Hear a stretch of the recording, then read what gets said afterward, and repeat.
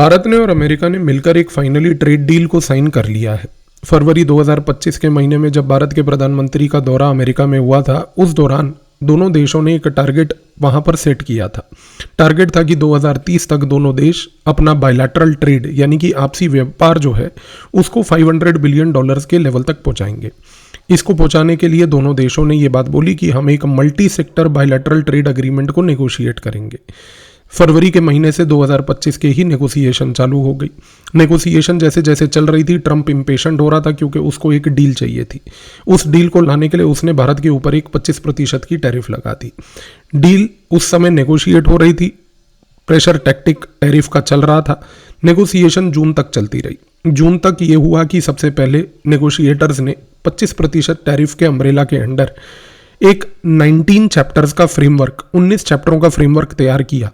जिस फ्रेमवर्क के तहत tariffs, market access, digital trade और रेगुलेटरी बैरियर्स के बारे में चर्चा होगी। लेकिन क्योंकि जून तक भी कहीं ना कहीं जो ट्रेड डील थी उसका कंक्लूजन नहीं हो पाया, ट्रंप इसके बावजूद भी इम्पेशेंट होता रहा, तो उसने जुलाई में टैरिफ को बढ़ाकर 50% कर दिया।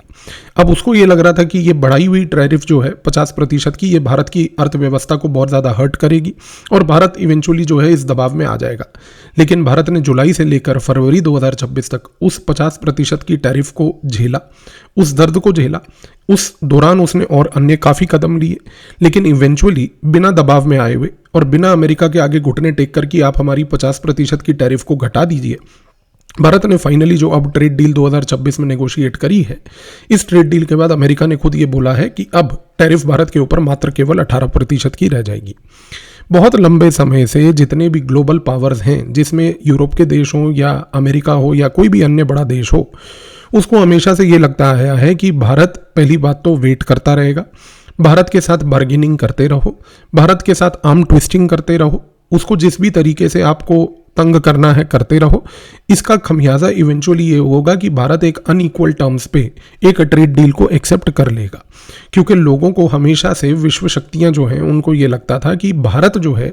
उसको बेसिकली हमारा मार्केट एक्सेस चाहिए और ये मार्केट एक्सेस से भारत को फायदा मिलेगा। लेकिन अब परिस्थितियां जो पिछले कुछ सालों से बदली हैं, उसमें एक चीज़ तो तय है कि ये माइंडसेट आज की डेट में बहुत ज़्यादा टूट चुका है। क्योंकि सबसे बड़ी बात यह है कि अभी जिस प्रकार से भारत ने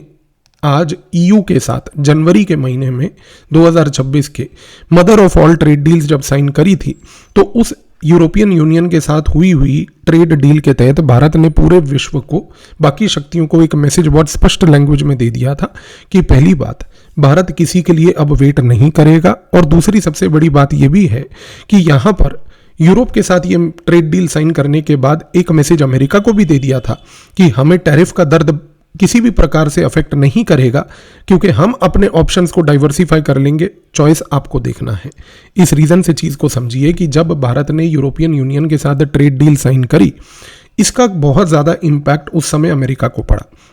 सबसे पहले तो आपने अगर पता नहीं ऑब्जर्व किया या नहीं किया, लेकिन जैसे ही भारत ने ये ट्रेड डील यूरोपियन यूनियन के साथ साइन करी थी, तुरंत अमेरिका का एक नेगेटिव रिएक्शन आया था। अमेरिका ने बोला था कि यूरोप को ऐसी चीज़ करने की ज़रूरत नहीं थी। यूरोप को क्या करना है या क्या नहीं करना है, उसके लिए अमेरिका को इतनी बात क्या बोलने की आवश्यकता। लेकिन अमेरिका को जलन हुई। जलन और दर्द किस बात का हुआ? क्योंकि जब भारत के साथ यूरोप ने ट्रेड डील साइन करी थी, तो उसके तहत यूरोप को पहली बात तो भारत के साथ एक ट्रेड एक्सेस मिल चुका था। यूरोप को जब एक ट्रेड एक्सेस भारत के साथ मिला, तो जाहिर सी बात है कि यूरोप ने जिस प्रकार का अग्रीमेंट भारत के साथ किया, जिसको हम mother of all trade deals कहते हैं, उसके तहत एक मैन्युफैक्चरिंग लेवल पर, सर्विसेज लेवल पर, टेक्नोलॉजी लेवल पर, फ्यूचर सप्लाई चेन्स लेवल पर यूरोप ने कहीं ना कहीं अपने रूल्स क्लियर कट तरीके से इस्टेब्लिश कर लिए।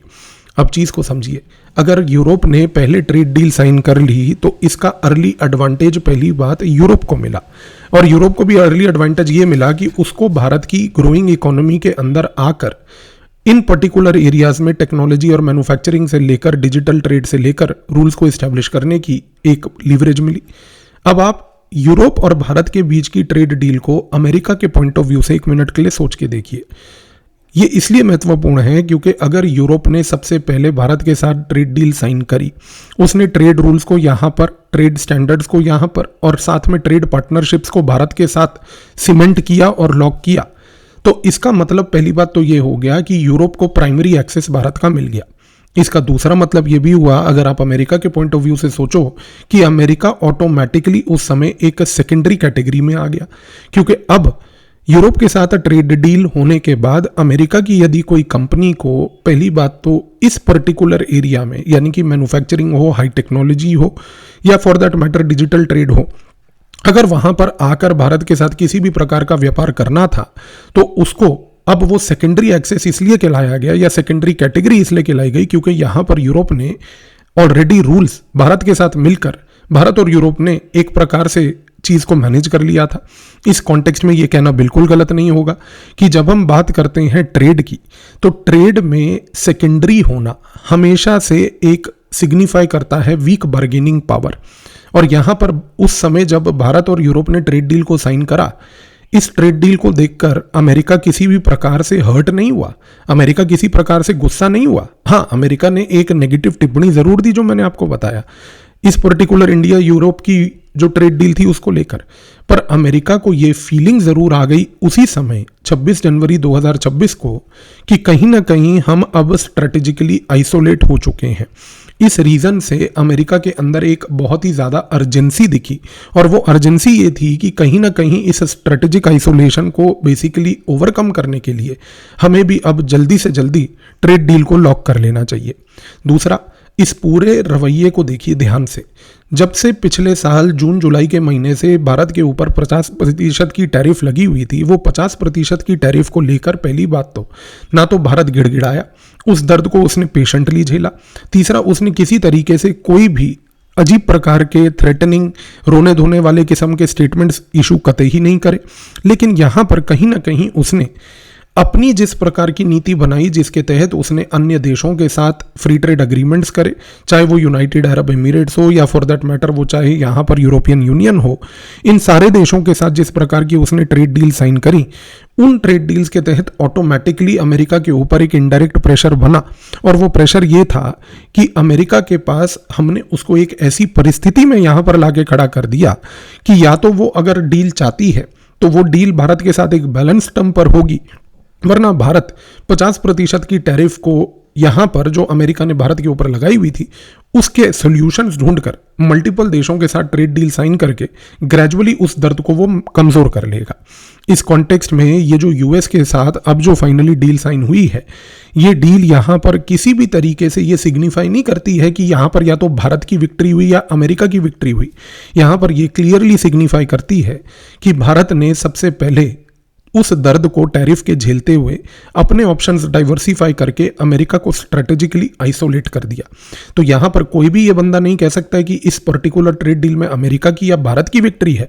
बल्कि अमेरिका का स्ट्रेटेजिक आइसोलेशन था, जिसको इवेंचुअली भारत ने इस नजरिए से पेश किया कि अमेरिका फाइनली इस चीज के ऊपर आकर एक्सेप्ट कर बैठा कि हमारे पास अब कोई और वैकल्पिक तौर पर ऑप्शन बचा ही नहीं है। और पूरी की पूरी इस एक साल की नेगोशिएशन जर्नी में आप भारत के व्यवहार को देखिए ध्यान से।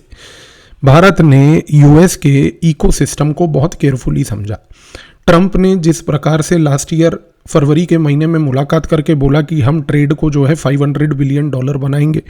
उस कॉन्टेक्स्ट में एक चीज बड़ी महत्वपूर्ण हो गई कि ट्रंप चाहता था कि भाई जितना जल्दी हो पाए ट्रेड डील नेगोशिएट हो जाए, क्योंकि ट्रंप को चाहिए थी स्पीड। ट्रंप चाहता था जल्दी से जल्दी डील हो, ताकि इस जल्दी से जल्दी डील के तहत वो अपनी ऑडियंसेस को खुश कर पाए। इस दौरान जब उसने टैरिफ लगाए तो वो टैरिफ एक इंस्ट्रूमेंट था जिसके तहत वो भारत को प्रेशराइज करना चाहता था कि वो बेसिकली एक ऐसी डील साइन करे जिसमें अमेरिका को एक लीवरेज और एक एज मिले। लेकिन भारत ने पहली बात तो किसी भी प्रकार के ट्रंप के इन आर्टिफिशियल डेडलाइंस को और इस प्रकार के प्रेशर को तवज्जो नहीं दिया। दूसरा, उसने टैरिफ की दर्द को झेला। तीसरा, अपने कंफर्टेबल पेस पे भारत चलता रहा और इवेंचुअली जाकर जो उसने डील साइन करी, उस डील में पहली बात तो अमेरिका की जितनी भी प्रेशर टैक्टिक थी टैरिफ वाली, वो किसी भी तरीके से कामयाब होती हुई यहां पर नहीं दिखी। अब सबसे बड़ी बात देखी, भारत ने पूरे एक साल के नेगोशिएशन पीरियड में सबसे पहले तो क्लियर कट तरीके से वो रणनीति अपनाई जो भारत की विदेश नीति का एक कोर हिस्सा है, जिसको हम कहते हैं कंपार्टमेंटलाइजेशन। भारत ने ट्रेड को बाकी एरियाज ऑफ कोऑपरेशन से कंपार्टमेंटलाइज कर दिया। यानी कि भारत ने एक क्लियर कट मैसेज अमेरिका को ये दे दिया कि अगर आपके साथ इशू ट्रेड का है तो ठीक है, ट्रेड को लेकर नेगोशिएशन चलेगी, वहां पर आपको आर्म ट्विस्टिंग करके अगर हमारे ऊपर किसी प्रकार का प्रेशर डालना है वो चलाते रहो, हम अपने पेस पे चलेंगे। लेकिन उसका मतलब ये नहीं है कि जो बाकी डायमेंशंस ऑफ रिलेशनशिप है, वो चाहे डिफेंस हो, वो चाहे टेक्नोलॉजी हो या कुछ भी हो,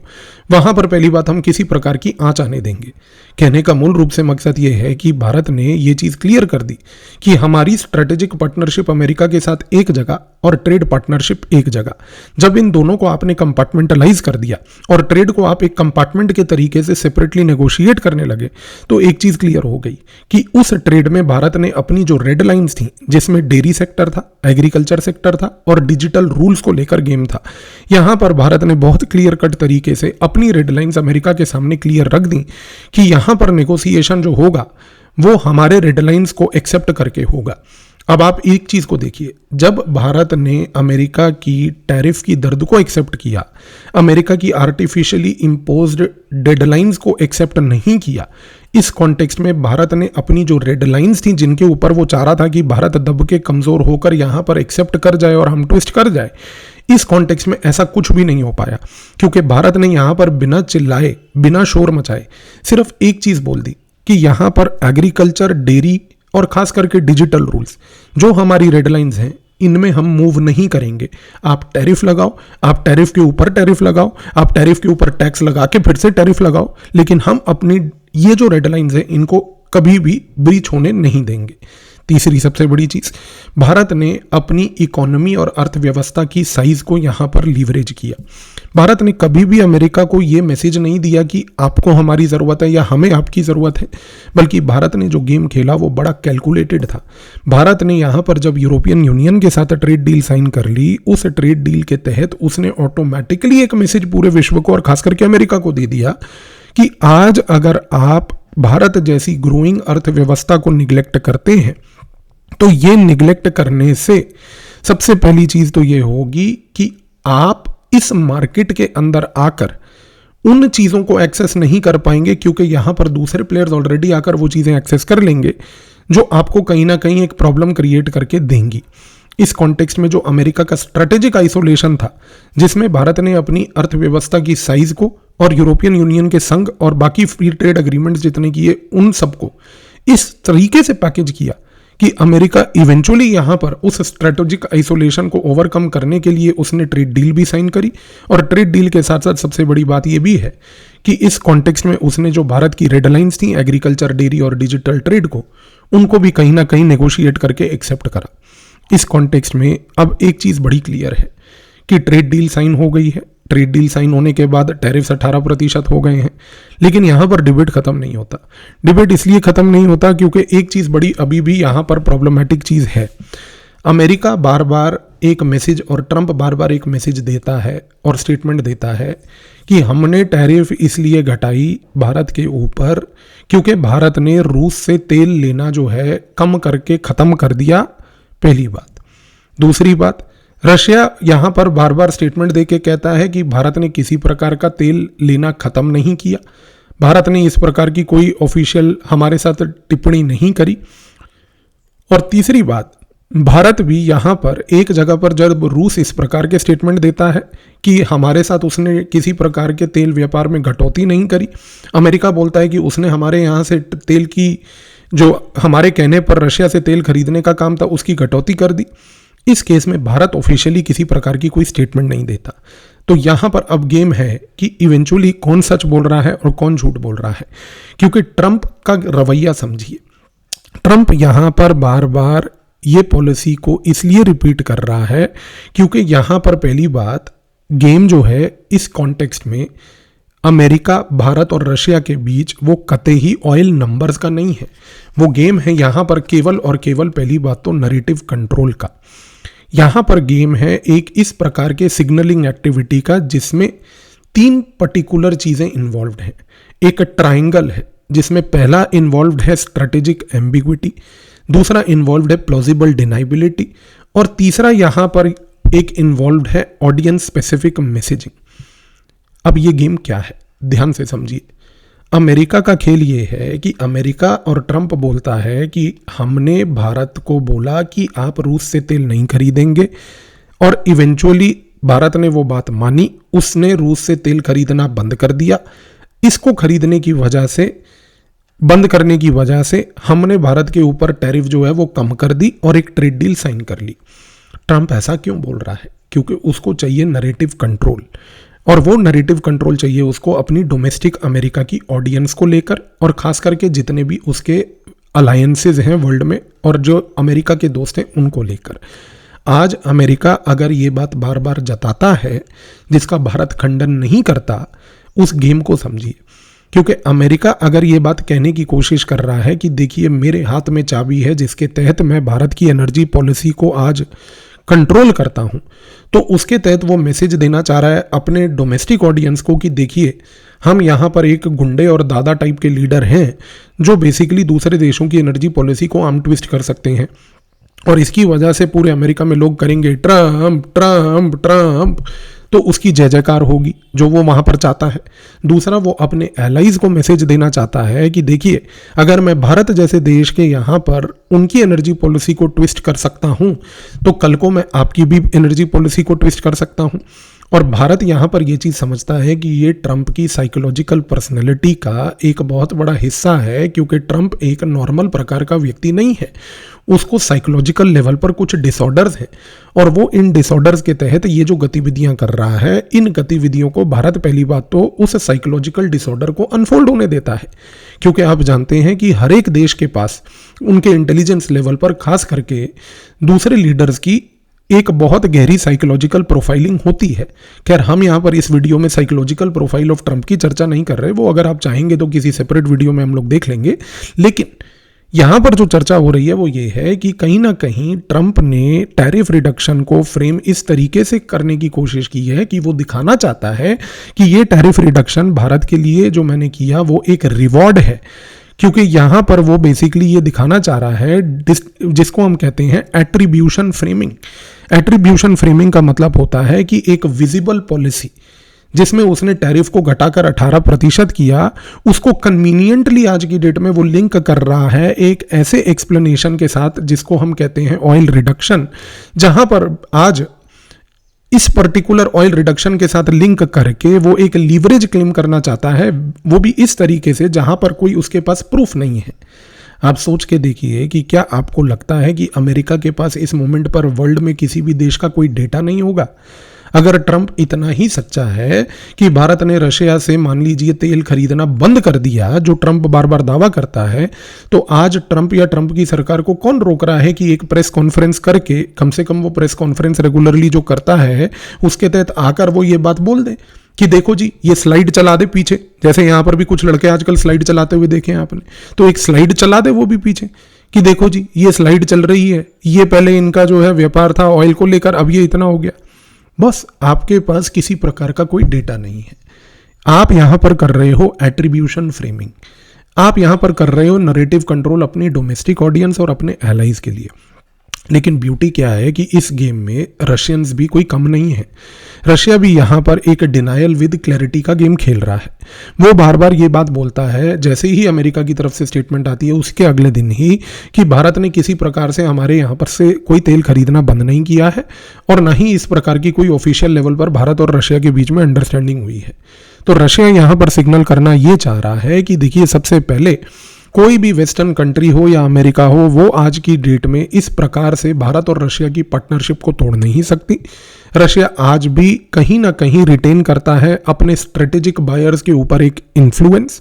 और यहाँ पर जो रशिया का ऑफिशियल नैरेटिव है वो ये है कि कल को किसी भी तरीके से कोई फ्यूचर परिस्थिति भी अगर ऐसी पैदा होती है जहां पर ट्रंप जैसे मेंटली अनस्टेबल व्यक्ति का व्यवहार दोबारा से हिल जाता है,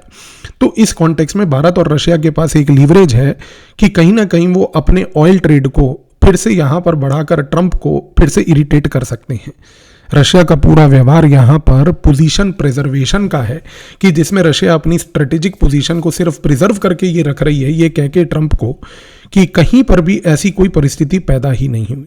लेकिन इस सारे खेल में सबसे सोफिस्टिकेटेड गेम अगर किसी ने खेला है तो वो है भारत, जो डेलिबरेटली मेंटेन कर रहा है स्ट्रेटेजिक साइलेंस। वो यहाँ पर किसी प्रकार का ना तो कोई कंफर्मेशन इशू करता है, ना किसी प्रकार का कोई डिनायल इशू करता है, और सबसे बड़ी ब्यूटी ना ही पब्लिक कमिटमेंट किसी प्रकार की इशू करता है। अब जाहिर सी बात है कि ये जो विदेश नीति में हमारे स्ट्रेटेजिक साइलेंस है, ये कुछ 55-56 साल के युवा नेताओं को, जो प्रधानमंत्री इन वेटिंग है, उनको समझ नहीं आती। तो यहाँ पर वो जाहिर सी बात है कि कंफ्यूजन में कुछ भी स्टेटमेंट दे जाते हैं। लेकिन सबसे बड़ी बात क्या है, जो भारत की स्ट्रेटेजिक साइलेंस है, इस स्ट्रेटेजिक साइलेंस से वो रशिया और यूएस को पहली बात तो बोलने की एक अनुमति दे रहा है, और ये अनुमति के तहत वो कंट्रोल्ड एम्बिग्विटी मेंटेन कर रहा है। क्यों? क्योंकि यहां पर अगर यूएस बोलेगा तो वो अपने ऑडियंस के लिए बोल रहा है, रशिया बोलेगा वो अपने ऑडियंस और अपने बाकी फ्यूचर सप्लायर्स जिनको वो ऑयल दे रहा है और आने वाले समय में देगा, उनको बोलेगा। और इंडिया यहां पर एक पॉलिसी फ्लेक्सिबिलिटी दोनों को काउंटर ना करके मेंटेन कर रही है, ताकि आज एक जगह पर स्ट्रेटेजिक ऑटोनॉमी के तहत वो अमेरिका से ट्रेड डील भी नेगोशिएट कर ले, और दूसरी जगह से रशिया को बिना अपसेट या बिना प्रोवोक करे हुए यहाँ पर फ्यूचर में उसके साथ तेल के रिलेशनशिप को, नेचुरल गैस के रिलेशनशिप को और बढ़ाने की आवश्यकता हो तो वो भी एक स्पेस रिटेन कर ले। तो भारत ने यहाँ पर किसी भी तरीके से कोई साइड चूज ना करके यहाँ पर एक रूम फॉर मैनूवरिंग मेंटेन किया है। तो रियल अचीवमेंट यहाँ पर जो अमेरिका के साथ ट्रेड डील हुई और पूरा गेम यहाँ पर जो चल रहा है रशिया, यूएस और भारत के बीच में, उसमें नंबर 1 याद रखिए, ना ही ये गेम टैरिफ का है, ना ही ये गेम ट्रेड डील का है, ना ही ये गेम कोई ऑयल नंबर्स या ऑयल वॉल्यूम्स का है। इस पूरे गेम में एक चीज है कि भारत को पहली बात पब्लिकली बिना एक्सप्लेन कुछ करे हुए अपनी पावर को मेंटेन करने की जो लीवरेज मिली है, और यहां पर जो भारत ने किसी भी तरीके से अपनी स्ट्रेटेजिक ऑटोनॉमी पे आंच आने ना देने वाला जो लीवरेज मेंटेन करा है, वो यहां पर क्लियर कट तरीके से एक पूरा का पूरा मैनिफेस्ट होता हुआ दिख रहा है। तो आई बिलीव ये गेम अब आप पूरा यहां पर समझ गए होंगे। बाकी जाहिर सी बात है कि जिस प्रकार का व्यक्ति डोनाल्ड ट्रंप है और उसके जो मनोवैज्ञानिक समस्याएं हैं,